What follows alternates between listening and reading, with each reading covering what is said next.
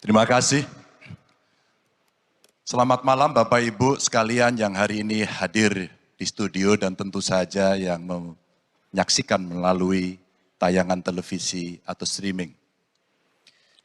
Kami membaca sekaligus mencatat persoalan luar negeri, pertahanan keamanan, dan tentu saja dari tiga ini kami akan menyampaikan poin per poin. Yang pertama terkait dengan politik luar negeri kita.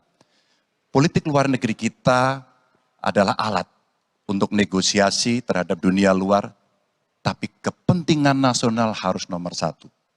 Kenapa itu menjadi penting?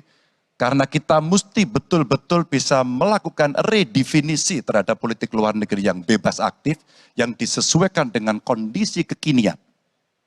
Ini penting karena apa? Karena kita perlu untuk memilih, memilah, dan memprioritaskan yang menjadi kekuatan, keinginan dari bangsa dan negara ini. Rakyat butuh bekerja.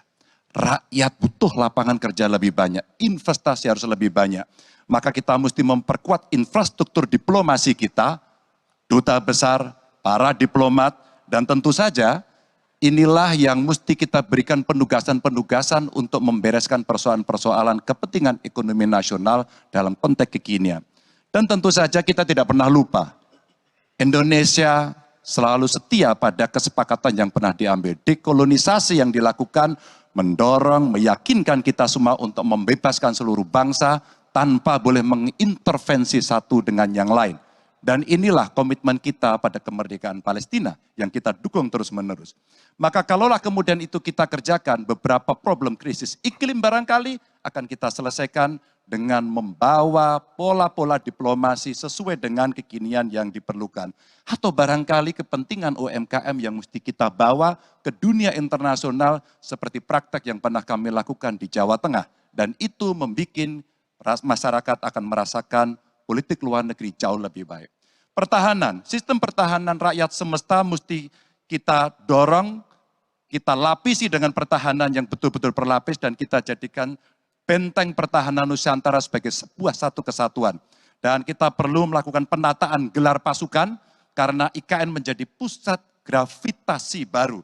Dan ini bagian dari antisipasi terhadap tarung global antara Amerika Serikat dan Tiongkok. Untuk itulah pertahanan kita mesti masuk pada wilayah 5.0 dengan teknologi sakti, dengan rudal hipersonik, senjata cyber, sensor kuantum, dan sistem senjata otonom, dan itu bisa dilakukan kalau anggaran dari Kemenhan itu 1-2% dari PDB, sehingga MEF kita akan bisa tercapai.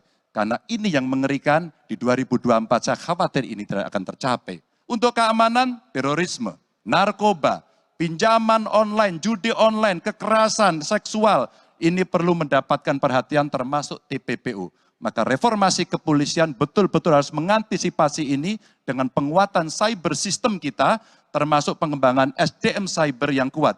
Polisi yang menjadi pengabdi masyarakat betul-betul akan bisa mengayomi. Seperti kemudian pada saat saya bertemu dengan Ibu Mary Hugeng. Bagaimana Ibu Mary menceritakan bahwa polisi kita mengayomi dengan kesungguhan. Polisi kita hidup dengan sangat sederhana. Dan mereka punya integritas yang tinggi. Sebagai anak polisi, saya paham betul. Ini sesuatu yang sulit dan pasti akan bisa kita lakukan. Dan tentu saja inilah capaian-capaian yang akan kita lakukan oleh Ganjar Mahfud. Bismillah, insya Allah kami siap.